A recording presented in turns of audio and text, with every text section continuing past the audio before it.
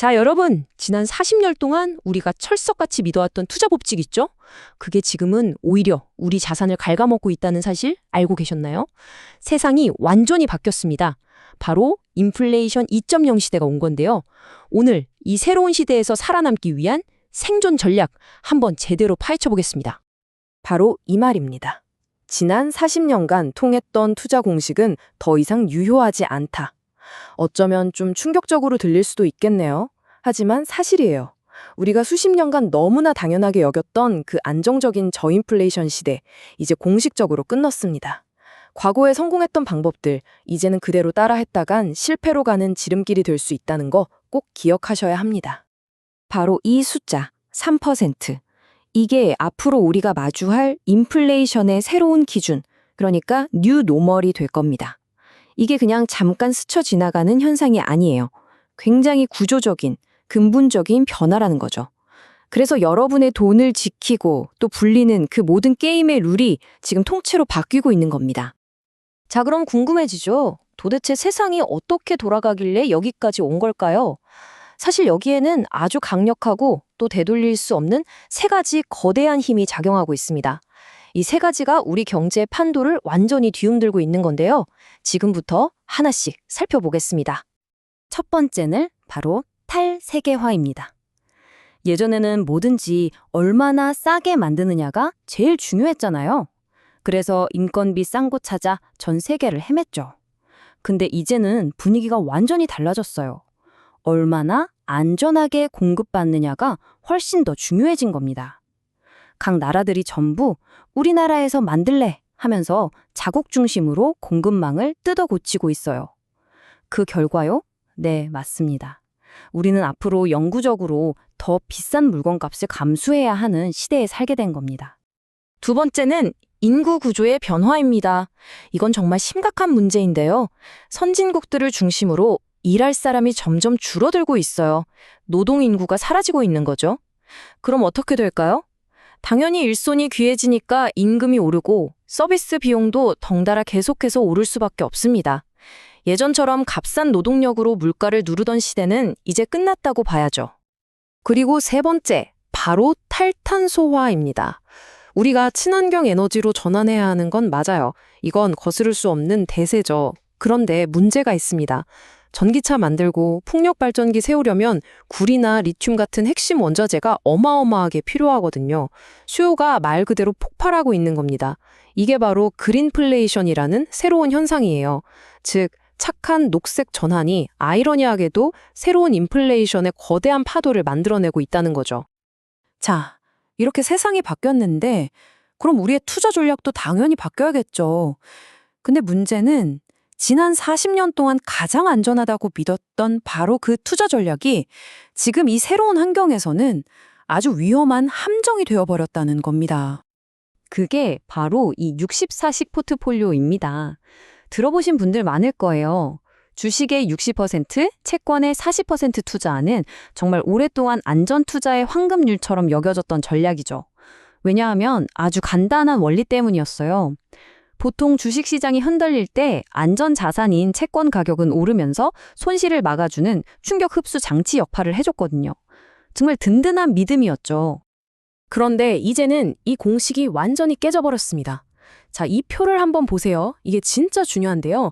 과거 저인플레이션 시대에는 주식이 떨어지면 채권이 올라가면서 우리 포트폴리오를 지켜줬어요. 하지만 지금 같은 고인플레이션 시대에는 주식이 떨어질 때 채권도 같이 떨어집니다. 왜냐고요? 인플레이션을 잡으려고 중앙은행이 금리를 올릴 수밖에 없잖아요. 그럼 금리랑 반대로 움직이는 채권 가격은 당연히 떨어지고요. 높은 금리는 기업 활동을 위축시키니까 주식시장에도 직격탄이 됩니다. 결국 믿었던 안전망이 사라지고 성장자산과 안전자산이 함께 무너지는 최악의 상황이 벌어지는 겁니다. 자, 그럼 이제 어떻게 해야 할까요? 우리가 쓰던 낡은 지도가 더 이상 길을 알려주지 못한다면 당연히 이 새로운 세상을 헤쳐나갈 새 지도가 필요하겠죠. 그 새로운 지도가 바로 이 드래곤 포트폴리오입니다. 이름부터 뭔가 강력하지 않나요? 보시면 아시겠지만 아주 간단해요. 주식, 채권, 금, 원자재, 그리고 시장이 흔들릴 때 오히려 수익을 내는 롱 볼러틸리티까지 이 5가지 자산에 각각 20%씩 똑같이 나눠 담는 겁니다. 핵심은 경제의 사계절, 그러니까 경기가 좋던 나쁘던, 인플레이션이 오든 디플레이션이 오던 그 어떤 날씨에도 끄덕없이 버틸 수 있도록 설계되었다는 점입니다. 이 포트폴리오의 철학이 정말 기가 막힙니다. 날씨를 예측하려고 애쓰지 말고 그냥 어떤 날씨에도 견딜 수 있는 튼튼한 배를 만들어라. 바로 이거예요. 앞으로 경제가 어떻게 될지 점치려고 하지 말고 어떤 상황이 닥쳐도 내 자산을 지킬 수 있도록 미리 대비하자는 거죠. 정말 중요한 생각의 전환입니다. 좋습니다. 그럼 이런 큰 그림을 가지고 이제 구체적으로 어떤 자산에 주목해야 할지 그 새로운 투자 플레이북을 한번 열어보겠습니다. 바로 실전에 써먹을 수 있는 아이디어들이에요. 자, 먼저 주식입니다.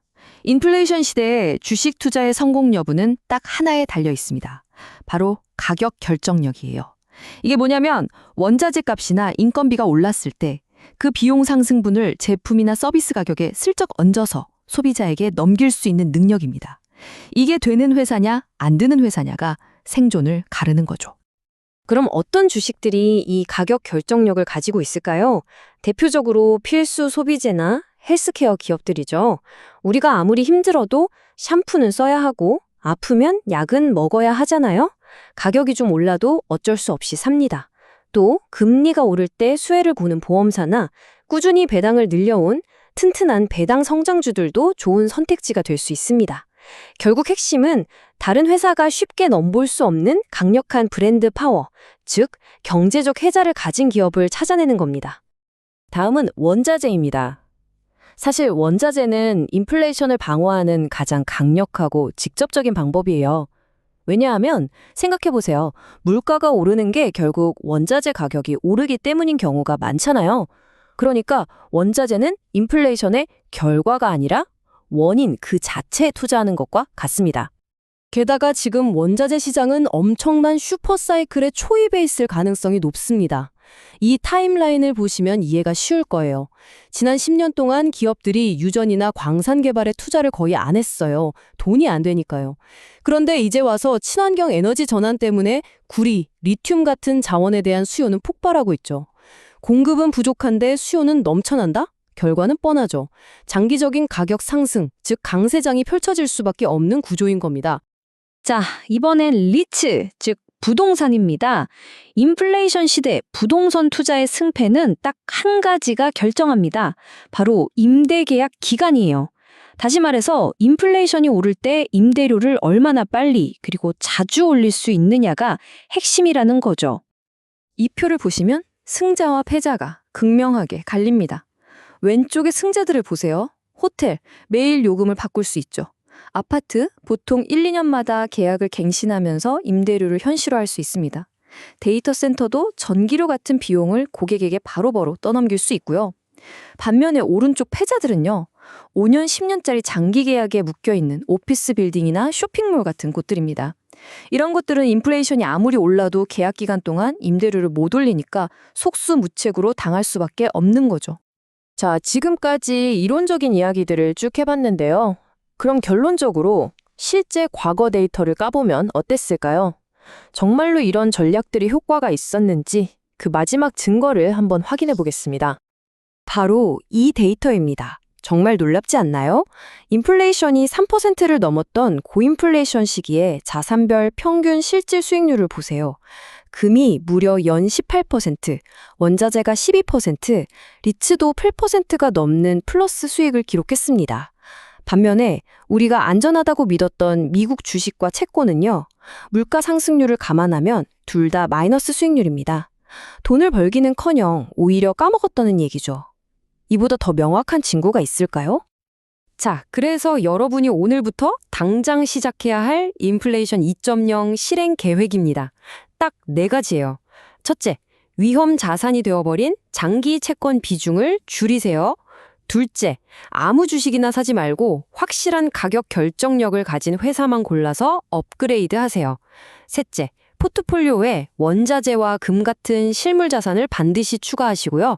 마지막 넷째, 니추에 투자한다면 임대 기간이 짧은 스마트한 니치를 고르셔야 합니다. 이제는 가만히 앉아 기다리는 투자는 끝났습니다. 적극적으로 움직여야 할 때입니다. 세상은 이미 완전히 변했습니다. 그렇다고 그냥 현금을 들고 가만히 있는 건 내 돈의 가치가 매일매일 녹아내리는 걸 지켜보는 것과 같아요. 그건 절대 답이 될 수 없죠. 이제 남은 질문은 정말 딱 하나입니다. 여러분의 포트폴리오는 이 거대한 변화, 인플레이션 2.0에 맞설 준비가 되어 있습니까?